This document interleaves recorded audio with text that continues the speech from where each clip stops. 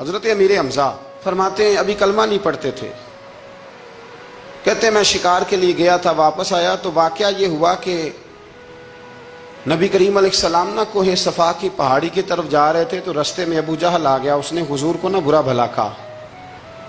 میرے نبی کریم علیہ السلام نے نا آج اس کے جواب میں خاموشی اختیار کی۔ خاموشی بہت بڑا طوفان ہوتی ہے، چپ رہنا بہت بڑا طوفان ہوتا ہے۔ حضور خاموش ہو گئے، مکمل کوئی بات نہیں، حضور دیر تک خاموش رہے۔ نبی کریم علیہ السلام جب خاموش رہے تو سر پٹایا اور اس کے ہاتھ میں ڈنڈا تھا، حضور کے سر اقدس پر دے مارا۔ حضور کچھ نہیں بولے، خاموش رہے، سر پہ ہاتھ رکھا، گھر تشریف لے گئے۔ وہ لونڈی دیکھ رہی تھی، نبی کریم علیہ السلام تشریف لائے حضرت ختیجہ کے گھر۔ اتنی دیر میں حضرت امیر حمزہ آئے تو اس لونڈی نے نا جناب امیر حمزہ کو مخاطب کیا، چونکہ اس نے حضور کو بھی دودھ پلایا تھا اور جناب امیر حمزہ کو بھی برابر کی محبت تھی، رضائی والدہ تھی۔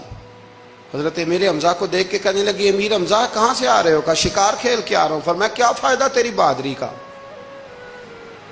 کیا مطلب ہے تیرے اس سارے کارنامے کا، کہا ہوا کیا؟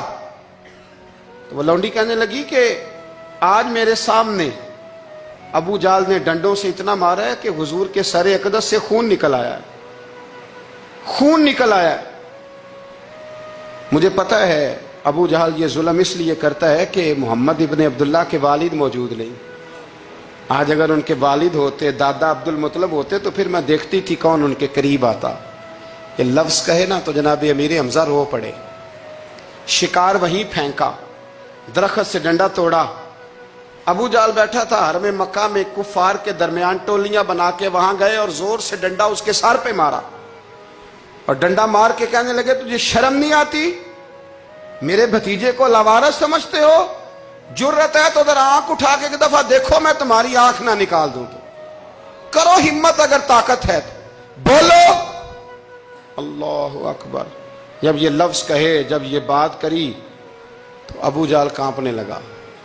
کچھ لوگوں نے چاہا حضرت امیر حمزہ کے معاملے میں مداخلت کرنی، پر کہنے لگا چپ کر جو، تمہیں پتہ نہیں یہ شیر بڑا ہے، یہ دلیر ہے، یہ طاقتور ہے، خبردار کوئی بات نہ کرنا۔ اللہ اکبر۔ حضرت امیر حمزہ وہاں سے نہ نکل کے تو سیدہ ختیجہ کے گھر آئے۔ سیدہ ختیجہ الکبریٰ رضی اللہ تعالی عنہا نا نبی کریم کو مرہم پٹی کر رہی تھی۔ حضور نے چچا کا چہرہ دیکھا تو آنکھوں میں آنسو آ گئے۔ حضرت امیر حمزہ بھی روئے اور کہنے لگے بھتیجے خوش ہو جا، میں اس کا سر پھوڑ آیا ہوں۔ اتنی زور سے مارا ہے کہ اس کو ہمت نہیں ہوئی بات کرنے کی۔ حضرت امیر حمزہ کے جواب میں محبوب فرمانے لگے چچا میں ابو جال کا سر پھوڑنے سے تو خوش نہیں نہ ہوتا۔ کہا آپ کیسے خوش ہوتے ہیں؟ فرمایا آپ کلمہ پڑھ جائیں میں خوش ہو جاؤں گا۔ تو حضرت امیر حمزہ کہنے لگے کلمہ پڑھنے سے راضی ہو جاؤ گے، خوش ہو جاؤ گے، بس اتنی سی بات؟ فرمایا ہاں۔ تو کہا پڑھاؤ کلمہ، پڑھاؤ کلمہ۔ حضرت محبوب کریم نے کلمہ پڑھایا اور جناب امیر حمزہ اسی وقت مسلمان ہو گئے۔ ایک سنار کے بارے میں عارف رومی نے لکھا ہے کہ وہ نا اس نے بے اولاد تھا تو اس نے ایک بچہ لے کے پال لیا، تو بچہ اس کو باپ کہتا تھا، اس کی بیوی کو ماں کہتا تھا۔ انہوں نے لے پالک بچہ تھا، اور یہ لوگ جن کی اولاد نہیں ہوتی ترس جاتے ہیں، کئی دفعہ ترسے ہوئے لوگ تھے۔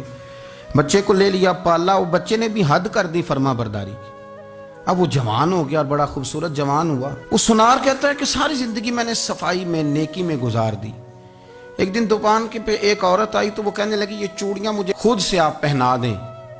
وہ کہتا ہے میں نے جب اس کا ہاتھ پکڑا تو میرے دل میں غلط خیال آ گیا، میں نے غلط نظریے سے اس کا ہاتھ پکڑا، اور جب میں نے اس کا وہ ہاتھ اس نظریے سے پکڑ لیا، تھام لیا، بہرحال وہ چلی گئی، لیکن وہ میرے ذہن کے اندر ناپاکی آ گئی۔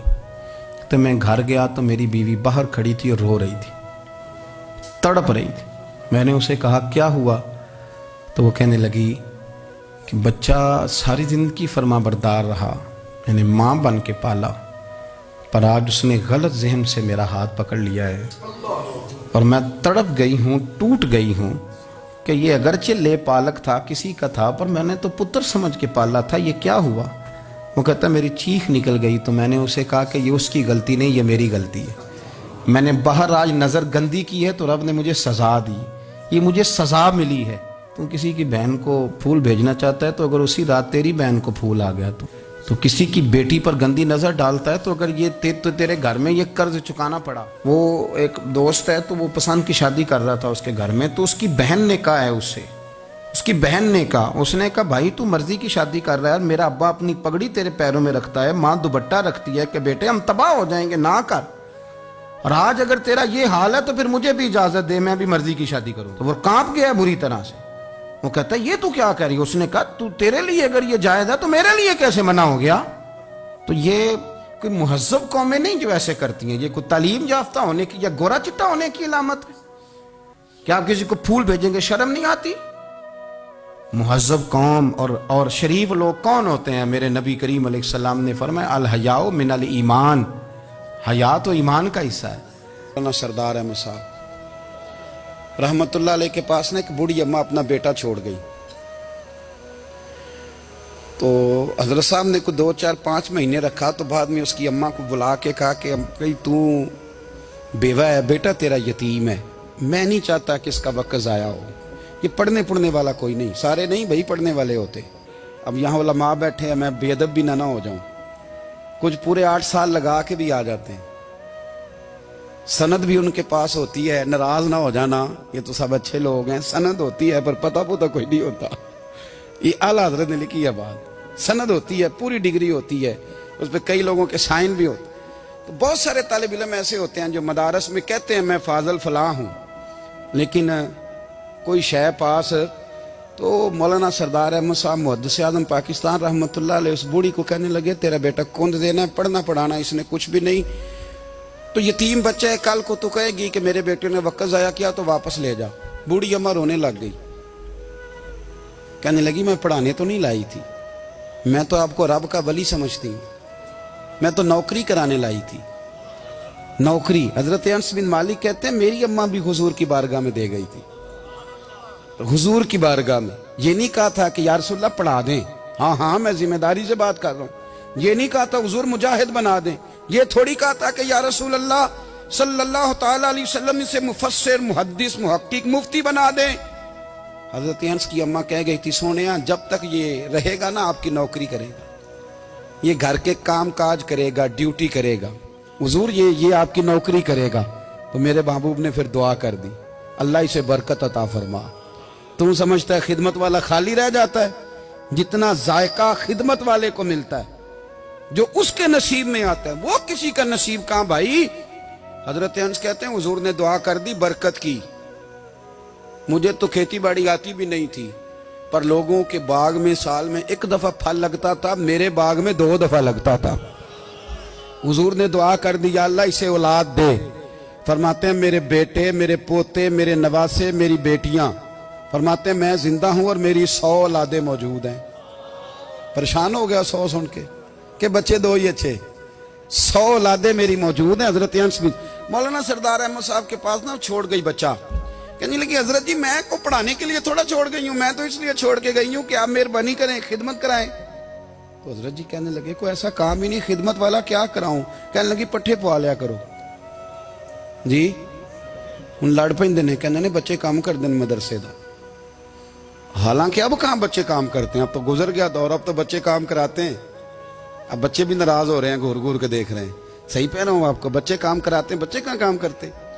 कहने लगी ये चारा डाले करेगा आपकी भैंसों को। तो हजरत ने उसको कहा कि बीबी चारा मेरी भैंसों को डालने के लिए मैंने बंदा रखा हुआ है, तो तू जा ले जा। कहने लगी हाथ बांध के हुजूर मेहरबानी करें रख ले, चारा डालेगा। और पुत्र तवज्जो से चारा डालना हजरत की भैंसों को। रोने लगी, हजरत ने रख लिया, महीने का खर्चा भी देते। शाम को ना वो सारा दिन काम करता, शाम को आके पैरों में भी बैठ जाता, हजरत जी लाएं तेल थोड़ा सा, पैर ना दबा दूं। 8 साल साथ वाले पढ़ते रहे, ये बेचारा नौकरी करता रहा, मेरा रूप भी नहीं ते मेरा रंग भी नहीं, और मैनू यार मनान दा टंग भी नहीं। कभी कभी ना हजरत बिलाल हबशी फारग होते ना, तो नबी पाक की बारगाह में अर्ज करते हुजूर कोई काम तो नहीं, सारे हो गए, हुजूर जाऊं जरा, चले जाते। एक दिन सलमान फारसी कहने लगे या रसूलल्लाह ये बिलाल कहाँ जाता है? फरमाया जा देख के तो आ। हजरत सलमान वापस आए तो आके रोने लगे, कहने लगे सोनिया جب یہاں سے جاتا ہے نا تو جا کے سیدہ فاطمہ کی چکی پیسنی شروع کر دیتا، بی بی صاحبہ کے کام کرنے لگتا ہے، گھر میں جا کے اسنین کی ڈیوٹی کرتا ہے، وہاں بھی کام یہاں بھی کام۔ وہ چارہ ڈالتا رہا، اس نے چارہ ڈالا، حضرت محدث اعظم کی بھینسوں کو دستار فضیلت کا وقت آ گیا، سارے پگڑیاں سجا کے آ گئے، آج دستار ہوگی۔ یہ نہ پیچھے ہو کے بیٹھ گیا، چونکہ پڑھا ہی نہیں تھا تو دستار کاہے کی، دستار تو اس کی جو پڑھے گا، ہم نے تو پڑھا ہی نہیں، ہم نے تو یار پڑھا، گھر پڑھا، ڈیوٹی کری۔ حضرت محدث اعظم رحمۃ اللہ علیہ کے ہاں جب اعلان ہونے لگا نا کہ اب دستار ہوگی، تو حضرت نے پہلا اعلان اس کا فرمایا۔ تو مجھان والا بندہ کپڑے بھی کدی کدی بدل دے نا، وہ کہتا ہے جس حال میں بھی تھا میں پلٹ کے دیکھنے لگا کہ پڑھا پڑھایا تو ہے، کوئی شے نہیں، تو یہ ماجرا کیا ہے؟ پیچھے سے اٹھ کے آئے تو کہتے ہیں باقیوں کی دستار کسی عالم نے کی، کسی صوفی نے کی، لیکن یہ بھینسوں کو چارہ ڈالنے والا جب آیا تو محدث اعظم نے فرمایا پگڑی کے بال کو کوئی ہاتھ نہ لگائے، یہ ساری دستار میں نے کرنی ہے۔ اور فرماتے ہیں حضرت بال بھی دیتے جاتے تھے اور آنسو بھی بہاتے جاتے تھے، ماتھا بھی چومتے تھے، اور فرماتے تھے دستار کے بعد چلا تو نہیں جائے گا یار، مجھے تو عبادت بھی نہیں رہ گئی، مجھے تو چابیوں کو بھی نہیں پتا کون سی کہاں رہتی ہے، جائے گا تو نہیں تو رو پڑا، کہنے لگا سونیا جائے تو وہ جس کے پلے کوئی شے ہو، آتا جاتا تو ہے کچھ نہیں، مجھے کس نے رکھنا ہے، میں نے کہاں جانا ہے، ادھر کہاں تو ادھر ہی رہوں گا۔ وہ اس طالب علم کے سارے استاد بھائی کہتے ہیں اس نے دستار کرائی، پڑھا پڑھایا کچھ نہیں، پر جو مسئلہ اڑ جاتا تھا نا، وہ جو اڑ جاتا تھا نا، وہ جا کے اس سے پوچھتے تھے تو کتابیں کھولنے کی ضرورت نہیں پڑتی تھی۔